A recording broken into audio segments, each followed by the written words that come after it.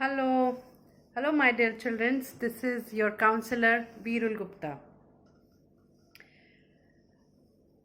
कई बार मैंने देखा है कि हमारे साथ भी ऐसा होता है और बच्चों के साथ भी होता है कि हम दूसरों को देख के बहुत फैसिनेटेड उनके होते हैं, उनकी कुछ आदतों को देख के कि ओ वाओ, उनके पास ऐसी चीज़ है, अच्छा she can speak too well और he can play too well, और somebody has good hairs, somebody has good skin, or many a times we are jealous with these things, and sometimes when we have those kind of good things with us, then we have got the proud, हमें बहुत घमंड हो जाता है कि अच्छा हमारे पास ये चीज़ है, एंड हम इसी भ्रम में रहते हैं कि I am the best kind of thing at times. कुछ बार तो ये अच्छी बात है कि you know good things, but उसके ऊपर एक भ्रम या उसके ऊपर एक ओवर कॉन्फिडेंस बनाना गलत चीज़ है। तो इसके ऊपर एक कहानी सुनाती हूँ, और ये कहानी मेरे ख्याल से आपने भी सुनी होगी, क्योंकि ये कहानी एक ऐसी कहानी है जो मेरी बहुत फेवरेट कहानी है, बचपन से सुनी है मैंने, लेकिन आज भी मैं इस कहानी को मतलब ये कहानी मेरे लिए आज भी जिंदा है। तो आपको सुनाती हुई कहानी। एक बहुत खूबसूरत सा बड़ा जंगल था। जंगल में बहुत सारे तरीके के जानवर भी होते हैं, जैसे आप सभी जानते हैं। तो जंगल के एक छोर पर बहुत सारे हिरन का झुंड रहता था। तो हिरन वहाँ पे इकट्ठे रहते थे, और हिरन हमेशा झुंड में ही जाते हैं पानी पीने या इधर उधर जंगलों में घूमते हैं। तो हिरन एक बार जो है पानी पी रहे थे नदी पर।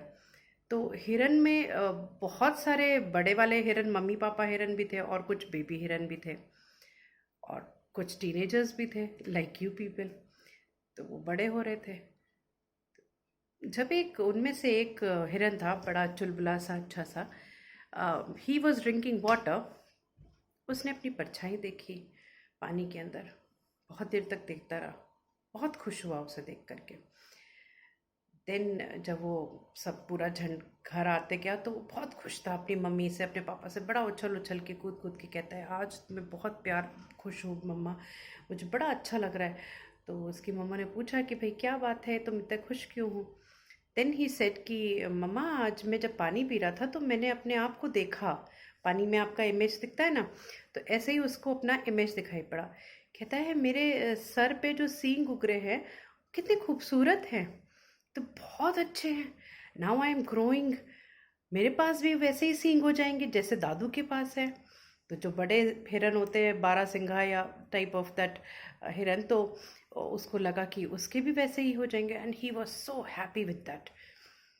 तो वो चलता कूदता मम्मी पापा को, सबको बताता हुआ कि देखो मेरे सींग निकल रहे हैं और बहुत खूबसूरत बन जाएंगे, फिर तो मैं बहुत हैंडसम, बहुत खूबसूरत लगूंगा।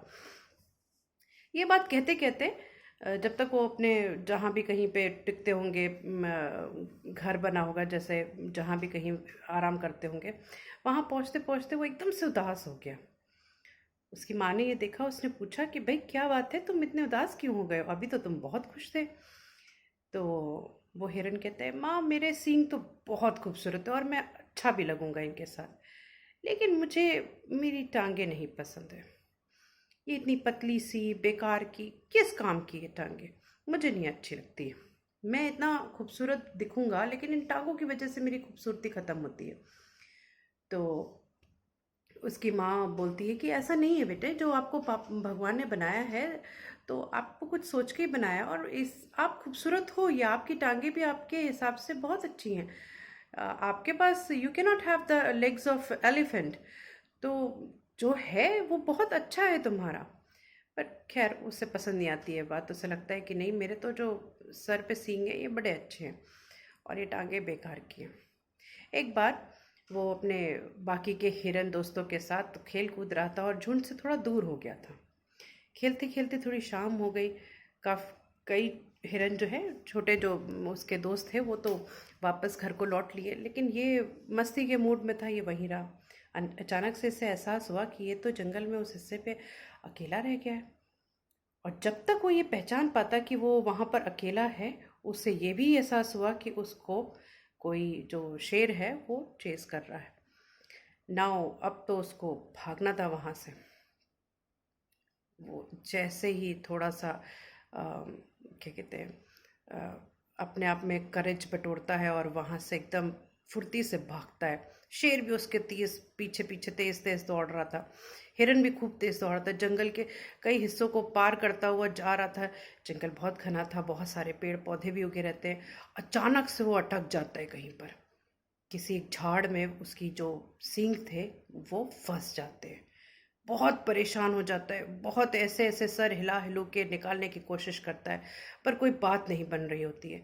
अपने पैरों को फिर वो कस कस के मारता है ज़मीन पे कि किसी तरीके से निकले, अपने सर को बहुत घुमाता है किसी तरह से निकले। आखिरकार जब तक वो शेर उसके पास पहुंचने वाला होता है, वो उसमें से झाड़ में से निकल जाता है और वो अपनी पतली तेज टांगों का इस्तेमाल करते हुए खूब तेज से उछलता है और दौड़ पड़ता है। खूब तेज दौड़ता है, इतना तेज दौड़ने की कोशिश करता है कि शेर उसका पीछा ना कर सके, उसे पकड़ ना सके। खैर दौड़ते दौड़ते वो अपने घर तक पहुंच जाता है, हफ्ता हुआ बैठता है। माँ पूछती है, क्या हो गया बेटे? बहुत घबरा गए थे सब लोग, सबको अंदाज़ा था शायद शेर ने इसे पकड़ लिया या इस कोई शिकारी था जो इसका शिकार करने वाला था। वो कहता है, माँ तुम सच थी, आज इन सींगों ने तो मेरी जान ही ले लेनी थी। मेरे पीछे शेर पड़ा हुआ था और मैं जंगल में दौड़ के घर तक आने की कोशिश कर रहा था कि इन सींगों की वजह से मैं एक झाड़ में फंस गया। अगर मेरे पास ये मेरी पतली अच्छी तेज़ दौड़ने वाली टांगें ना होती तो आज मैं ज़िंदा ना बचता। किसी तरीके से मैंने अपने आप को इस झाड़ में से निकाला और इन तेज़ टांगों की वजह से मैं खूब तेज़ दौड़ता हुआ आपके पास तक आ सका और उस शेर से बच सका। तो इस कहानी से बच्चों को क्या सीख मिलती है? इस कहानी से ये सीख मिलती है कि वैल्यू योरसेल्फ, अपनी इम्पोर्टेंस को रखो, अपने अपने आप को इम्पोर्टेंट समझो, अपनी हर एक चीज़ को वैल्यू रखो, अपने आप को प्यार करो, अपने आप को पसंद करो। यस, हमारी लाइफ में बहुत सारे आइडल्स बनते हैं हमारे, ठीक है, उनको फॉलो करते हैं हम। कई लोगों की आइडियोलॉजीज़ को फॉलो करते हैं, कई लोग के लाइफस्टाइल को फॉलो करते हैं, लेकिन अपने आप को खो करके फॉलो नहीं करना है। एक अपनी पहचान, अपने स्टाइल को भी बना के रखना है। सो आज के लिए यही। गुड बाय, फिर मिलते हैं।